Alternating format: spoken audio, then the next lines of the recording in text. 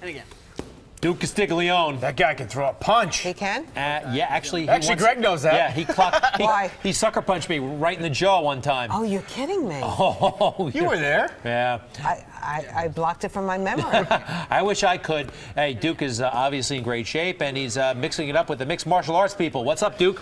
Well, I'll tell you what, mixed martial arts is a great way to get in shape. The biggest name in mixed martial arts, of course, is the UFC. Now, the UFC is getting into the gym business, and UFC gyms are popping up all across the country. There's one in SoHo. I paid a visit. Take a look.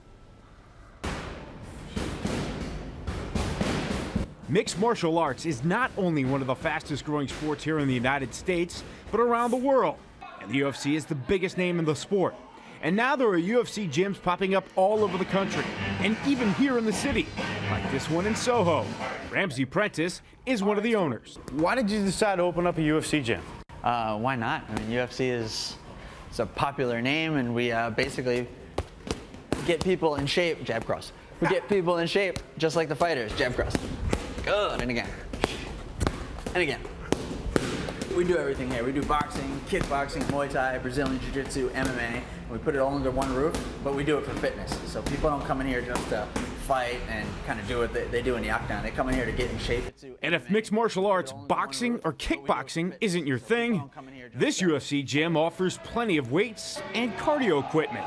Tiffany Keaton manages the gym. Basically, it's just a different way to work out, different way to challenge your body, and then there's no way to actually plateau here because you're constantly changing it up every time you take a different class, as well as like you're learning also how to protect yourself. So let's see, throw some elbows and some knees. Okay, you want to see my elbows? Okay, here we go. Here you go. Here goes the knee. Is it a good way to work out aggression too? Absolutely, absolutely. If only this bag was a person.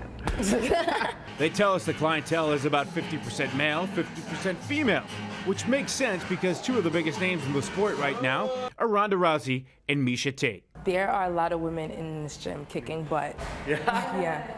So it's at first when I came in, I thought it was gonna be like that, but I mean, once you get there, you're able to hang with the boys. It's no problem for me. What's the camaraderie like here? Everyone is so nice.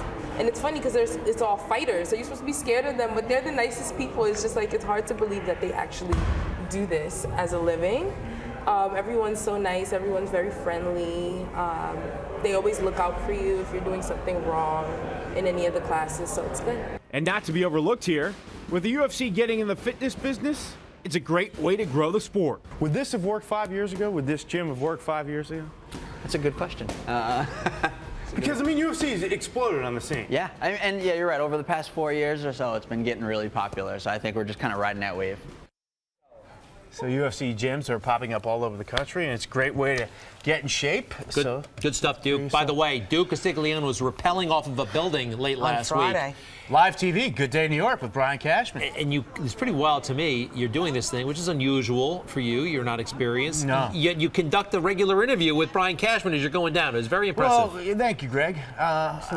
You know, that's, you know, I'm... Come on, I don't even know what to say. I mean, Greg gave me a compliment like that. Duke, were you scared? I was, but, you know, I was with Brian Van Orsdel, who is our expert climber. He is...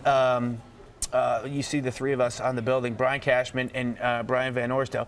Cash actually encouraged me along the way, and Brian Van Orsdel was great. And once, I would think I was more nervous at the 640 hit when I was trying to do sports. I couldn't get it all out because I was so nervous. But once I got up there and I was talking to you guys, then it was okay. What would have happened if you let go of the rope?